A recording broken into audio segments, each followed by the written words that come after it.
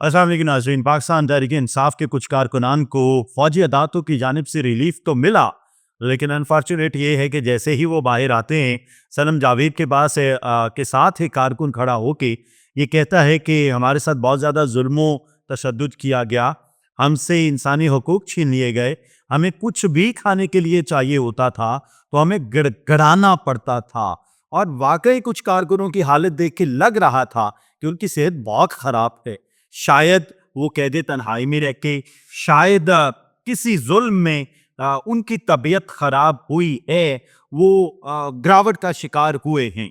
लेकिन हुकूमत इस बात पर खुश नहीं है कि अगर 67 रहम की अपील करते हैं, 67 रहम की अपील करें, उनमें से अगर 17-19 को मिल जाए रिलीफ, तो हुकूमत कहती है कि ये बलवाई हैं, ये दोबारा 9 मई करेंगे। इन्होंने रहम मांगा ही नहीं, जब इमरान खान ने कोशिश की ही नहीं कि वो अपने इस रवैये पर माजरत करें, वो सॉरी करें, सॉरी फील करें, तो फिर उन्हें किस बात की माफ़ी दे दी गई। और अज़मा बुखारी ने प्रेस कॉन्फ्रेंस करते हुए ये भी दावा किया कि यही लोग दोबारा 9 मई करेंगे। इन्हीं लोगों को दोबारा 9 मई जैसे हालात पैदा करने पर उकसाया जा रहा है, जबकि उससे पहले एक वायन आया था कि तमाम लोगों ने इमरान खान के खिलाफ वीडियोस बना के दी हैं, इन तमाम लोगों ने इमरान खान के खिलाफ लिख कर दिया है, इस वजह से इन लोगों को रिलीफ मिल गया। लेकिन जब इन लोगों को रिलीफ मिल गया तो हुकूमत भी नाराज है और पाकिस्तान तहरीक इंसाफ इसलिए नाराज है कि इन टोटल तो 105 लोग हैं। 105 लोगों को अगर उन्होंने रहम की अपील की होती तो रिलीफ मिल जाना चाहिए, जबकि 67 ने रहम की अपील की, कम अज कम उनको तो रिलीफ जरूर मिल जाना चाहिए। अब इस सारी सूरत हाल में ना मुज़ाकिरात सबूताई हो रहे हैं। थिंग इज, एक तरफ दूसरा दौर भी बेनतीजा खत्म हुआ। अफसोसनाक बात यह है, ये बेनतीजा खत्म होने की वजह भी ये है कि एक तरफ तो आप बैठ के बात करना चाह रहे हैं कि हम मुल्क के वसी तर मफाद में चीजों को स्मूथ कर लें, दूसरी जानिब आप पाकिस्तान तहरीक इंसाफ के रहनुमाओं को, कारकुनों को सजाओं पे सजाएं सुनाए जा रहे हैं। एक तरफ आप ये बात कर रहे हैं कि मुल्क के वसी तर मफाद में जरूरी है कि पाकिस्तान तहरीक इंसाफ के इश्यूज को एड्रेस किया जाए, इमरान खान की प्रेजेंस को माना जाए, इमरान खान की सुनी जाए, इमरान खान वाकई एक सियासी हकीकत है, इमरान खान वाकई एक पॉपुलर तरीन लीडर हैं। दूसरी जानिब आप सजाओं पे सजाएं दिए जा रहे हैं। इमरान खान ने भी जेल में बैठकर ये कहा कि 2025 का जो साल है ये इंशाल्लाह आज़ादी का साल है। 2025 में चीज़ें बहुत अच्छी होंगी, समूद होंगी, ये जुल्म और फिस्तागियत की हुकूमत दरन तख्ता हो जाएगी। अब पाकिस्तान तहरीक इंसाफ ये समझ रही है, जो बाइडन की बैक जैसी खत्म होगी ना, तो ट्रंप की बैक जो है पाकिस्तान तहरीक इंसाफ को उठा देगी। कम अज कम इंटरनेशनली इंसानी हकूक की खिलाफ वर्जियों पर हम बात करके इमरान खान को रिलीफ दिलवा सकते हैं, पाकिस्तान तहरीक इंसाफ के रहनुमाओं को रिलीफ दिलवा सकते हैं। At the same time Pakistan Tehreek Insaf को यह लगता है कि बैरूनी मुदाखलत नहीं होनी चाहिए। एक तरफ ये कहा जाता है बैरूनी मुदाखलत पाकिस्तान के लिए मुनासिब नहीं है, दूसरी तरफ ये वर्डिक्ट दिया जाता है कि इंसानी हकूक की पामालियां कहीं भी हों, इंसानी हकूक कहीं भी सबूताज हों, तो वो एड्रेस किए जाने चाहिए, बैरूनी ताकतों को उसमें इंटरप्ट करना चाहिए, क्योंकि इंसानी हकूक की पामाली किसी भी मुल्क का पर्सनल मसला नहीं होता। अब पाकिस्तान तहरीक इंसाफ ने तमाम चीज़ों को बड़ा सिंक्रोनाइज करके, मैं पाकिस्तान तहरीक इंसाफ के इस किरदार को सराहना चाहूँगा कि सिर्फ 2 मुतालिबात सामने रख दिए।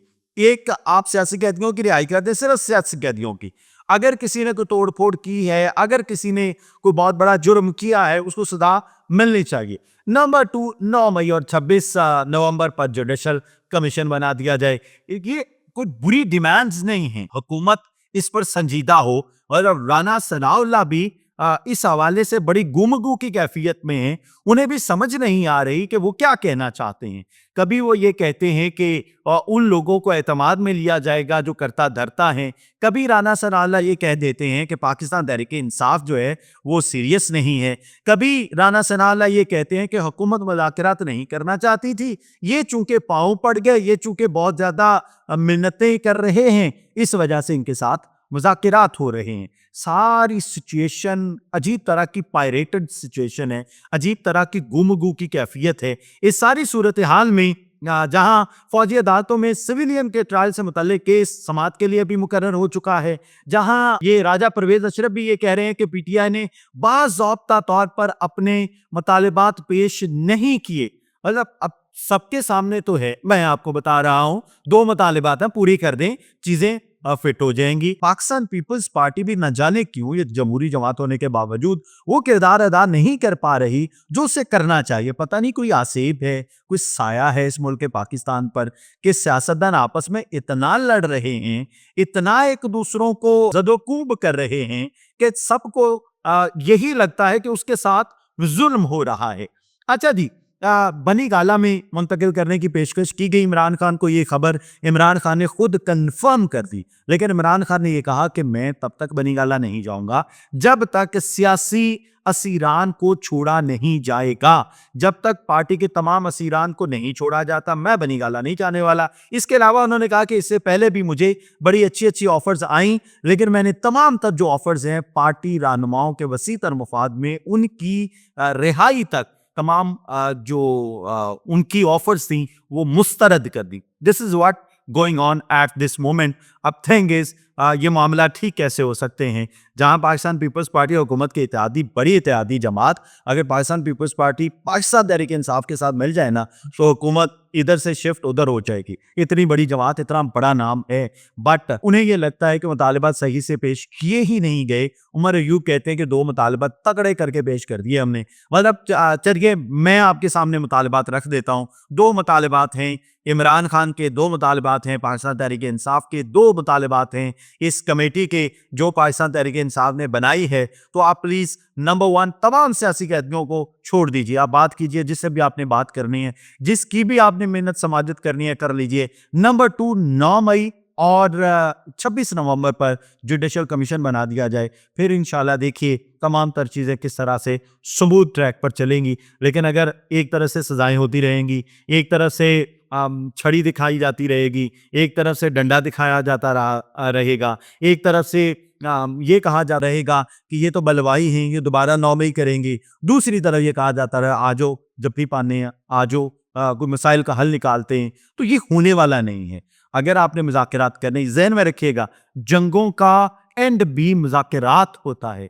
अगर आपने मुज़ाकरात करने हैं तो सीरियस होकर मुज़ाकरात करें। इसी में पाकिस्तान की बका है, इसी में पाकिस्तान के सियासी निज़ाम की बका है, इसी में इस्टेब्लिशमेंट की बका है। ये for the first time in the history हुआ है कि इस्टेब्लिशमेंट इतनी ज़्यादा मजबूत हो गई है कि सियासतदान सारे बिखरे पड़े हैं और हर सियासतदान को, हर सियासी पार्टी को इस बात का इदराक है कि इस्टेब्लिशमेंट के बगैर हम जीरो हैं। इसके पीछे जो कारण है ना वो आपकी लड़ाइयां हैं, आपकी मिसअंडरस्टैंडिंग्स है, आपका मिस इनफिट होना सियासत में है।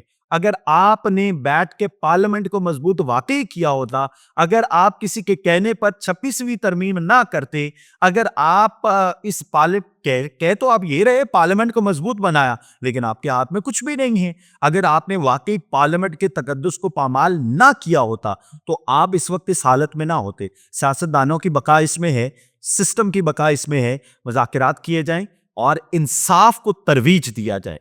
अगर यही सिलसिला जारी रहा तो फिर इंसाफ भी खत्म होगा। फिर जहन में रखिएगा ये मुज़ाकरात भी सबूताज होंगे। फिर जहन में रखिएगा इसी तरह से ये खून आलूद सड़कें हमें देखने को मिलेंगी जिसमें पाकिस्तान की बका नहीं। मेरी दुआ अल्लाह ताला पाकिस्तान और पाकिस्तान में बसने वालों को खैर करे। इजाज़त दीजिए, अल्लाह हाफ़िज़।